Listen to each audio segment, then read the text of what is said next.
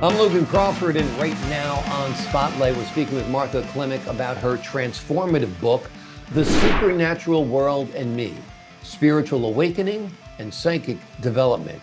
The book dives deep into the realms of spiritual and paranormal, as well as insights and tools to help readers navigate these worlds fearlessly and harness their innate psychic abilities.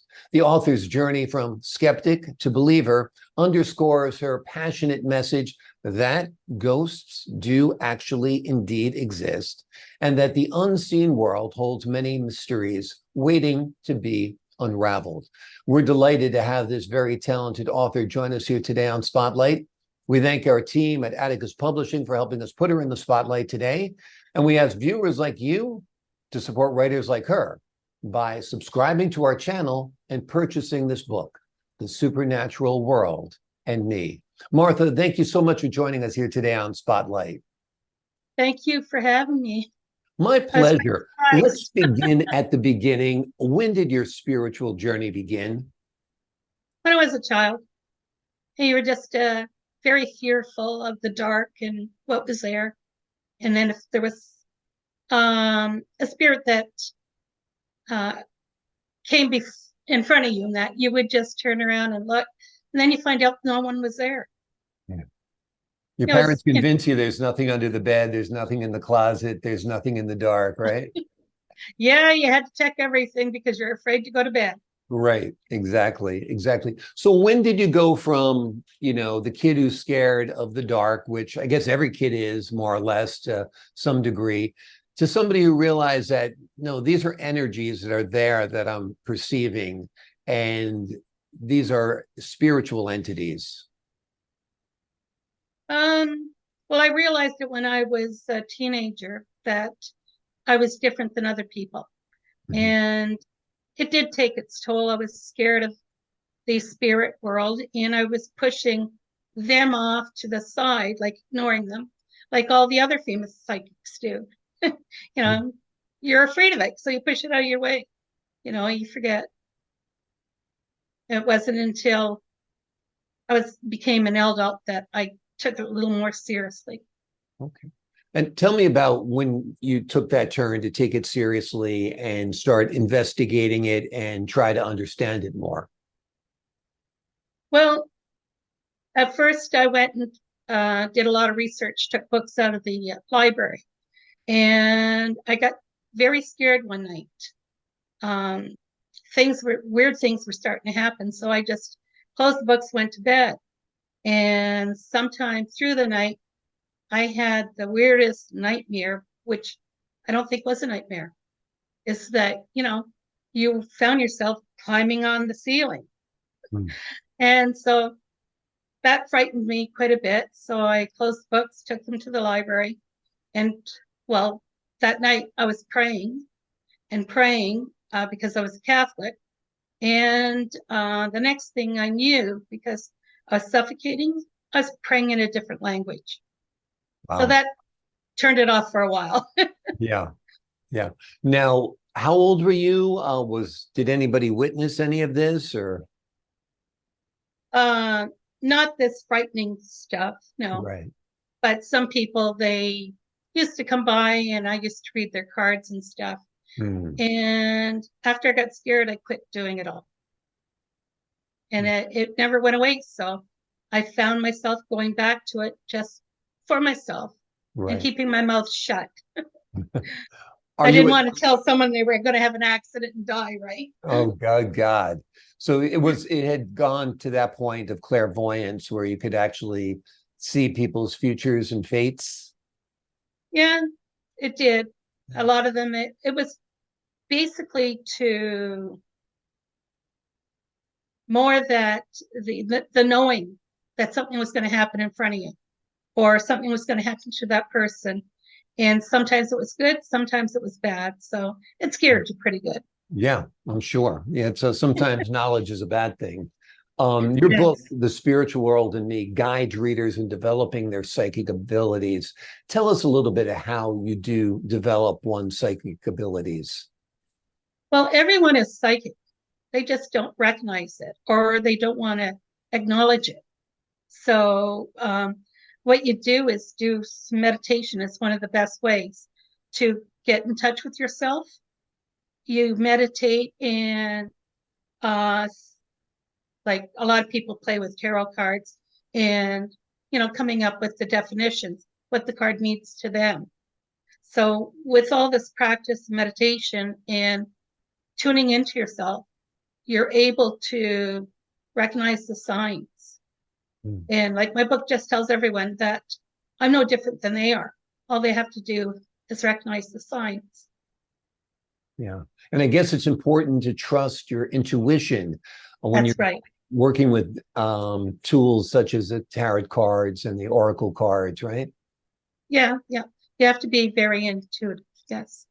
Is it important, do you think, to have a mentor, somebody who's spiritually aware, work with you?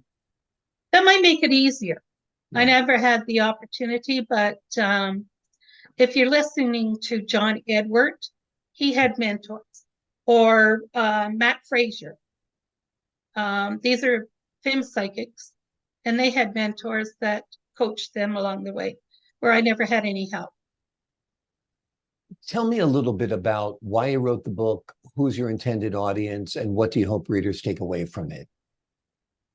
Well, I just want to let the people know that, or the readers know, that I'm no different than they are. If they want to speak to their departed loved ones, all they have to do is pay attention and listen. That they will have like a two-way conversation going on in their mind. It's just being aware of who you are and recognizing all the signs, basically. Yeah. In chapter 8, you share true stories of people's interactions with spirits. What inspired you to include these accounts, and how do you think they help readers relate to understanding the spiritual and the supernatural world? Well, the stories just show everybody that there were all my stories of me growing up through the years. Right. And these stories show the person what to look for, how to recognize the signs, and they don't have to be afraid. Death isn't final. It's only a transition into the spirit world. And like most people have their departed loved ones come back and visit them from time to time. And they can listen to these people are as if they're talking to them in their head. It's like not to be afraid, just respond to them. They're there. Or you might see them out of the corner of your eye, and all you have to do is say hello, and start talking to them if you know who it is. But then you've got to have practice to recognize it. Are most of the spirits basically good, in your opinion? Basically, I think so, but there is some dark entities out there that you have to be aware of. And in both my books, I teach the reader how to recognize these, or how to get rid of these entities that would, be bothersome, or make you think negatively about your life, stuff like that. Right. Yeah. Now, you mentioned both of your books. You have a second book that's kind of like a workbook, correct? No. No. Okay, tell us about your other book. Pardon? Tell us about the second book. We were talking about the spiritual natural world and supernatural world in me. Yeah. What's your second book? My second book is the Embracing the Supernatural. Okay. Just like, you embrace it. It tells you how you can embrace it yourself. Yeah. I think once you get past the fear of the unknown, the fear of the darkness that we have as a child, and you realize that some of the spirits coming to you might be your parents, might be, other people you've lost during your life, then it actually becomes kind of comforting, right? Yes. If those people are around, and if you had good relationships with these people, they're not going to harm you. They're just there to spend a little time with you. The biggest thing is they're trying to communicate with you. when they hang around. They want to communicate with you. But the thing is, they can communicate to you within dreams or just now while you're awake. Yeah. But you got to listen to what you're hearing in your mind. Like you have all of a sudden you hear your mother or your father. Well, actually, they're trying to contact you. Yeah. You know, you think about them, you hear them, they're trying to contact you. Yeah.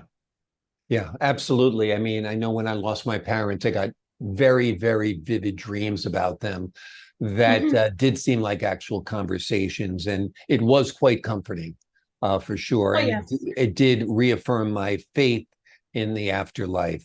Well, this is a wonderful book that Martha has written. It is called The Supernatural World and Me: Spiritual Awakening and Psychic Development, rather.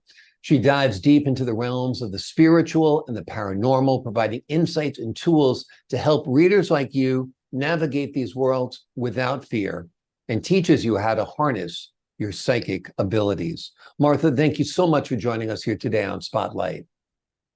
Thank you very much for having me. My pleasure. And It of was a course, this pleasure. book is available online at Amazon, and the links will be below this interview as well. And to the folks at home, I'm Logan Crawford, thanking you for your time, this time until next time on Spotlight.